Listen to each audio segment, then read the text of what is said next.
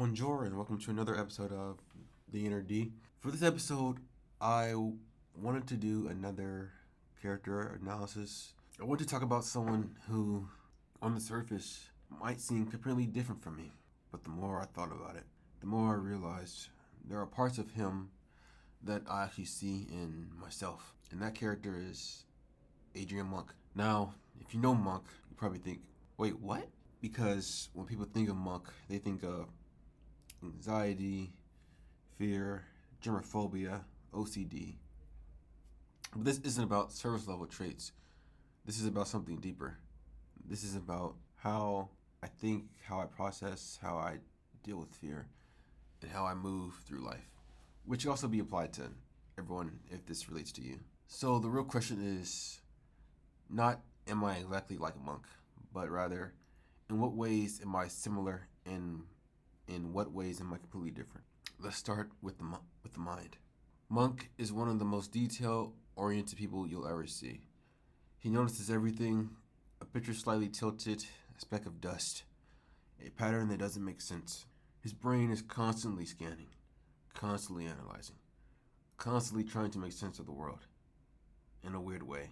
I relate to that. Not in the same exact way, but in the sense that I just don't experience life. I process it. Like, I just don't have a conversation with someone. I think about what they said, how they said it, what it might mean, what I said back, how that came across. Then later, I revisit it again and again. It's like my brain doesn't just let moments pass.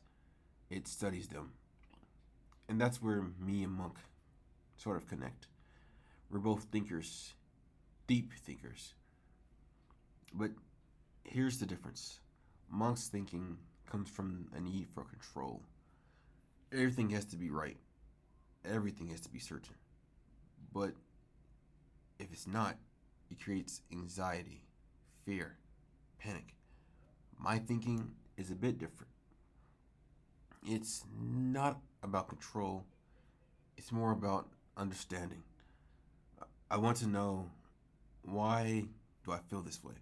Why did that moment affect me? What does it say about me? So while Monk's mind is trying to connect the world, my mind is trying to make sense of it. Now, about the overthinking.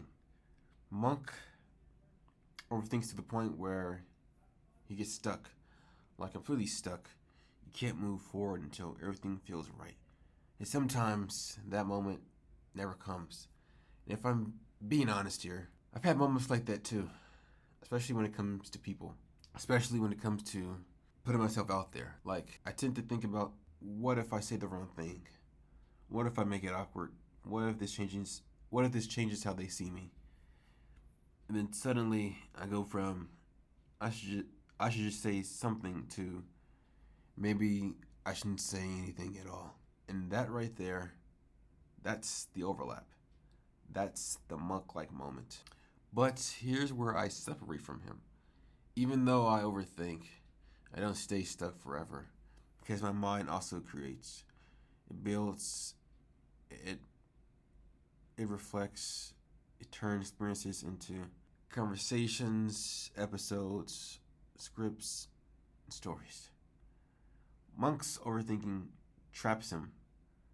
My overthinking becomes something. Now, about the emotions, because this might be the biggest similarity and the biggest difference. Monk feels deeply, like deeply, deeply. His love, his grief, his attachment, it's all intense. And I'd say I'm similar in that way. I feel things deeply too, like when I think about connections, conversations, and moments with people. They don't just pass by me, they stay. But here's the difference. Monk struggles to express that. He keeps a lot of it inside. And when he does express it, it's often filtered through fear.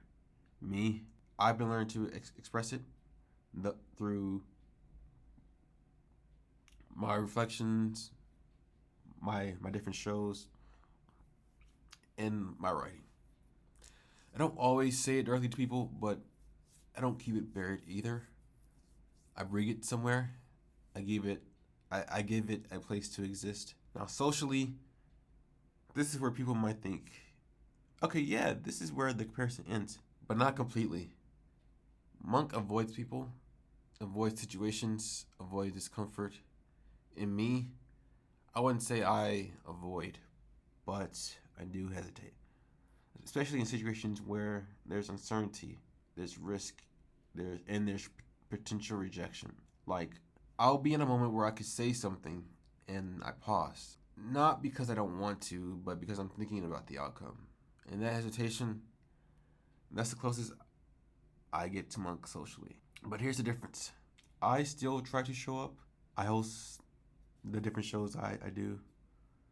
I put myself in social environments here and there, and I talk to a few people in the social settings that I be around.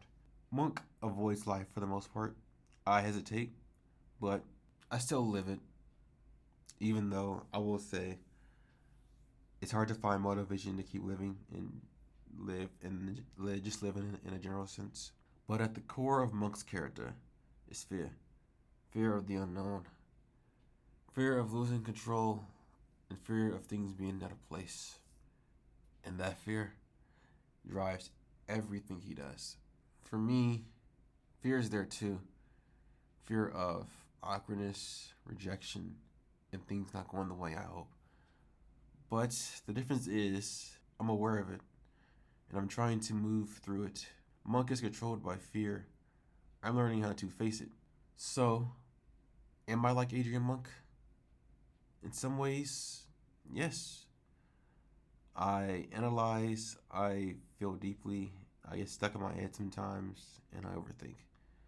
But in other ways, I'm different.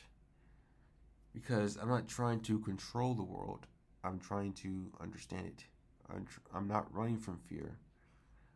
I'm trying to learn how to walk through it. And maybe that's the real takeaway here. Sometimes we see parts of ourselves in people that we didn't expect, but the goal isn't to become them, it's more to understand where where we differ, where we overlap, and where we're growing. Because at the end of the day, I'm not Monk, I'm me.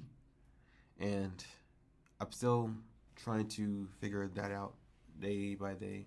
Even though it's a struggle, I'm still learning, I'm still trying, still doing the best I can.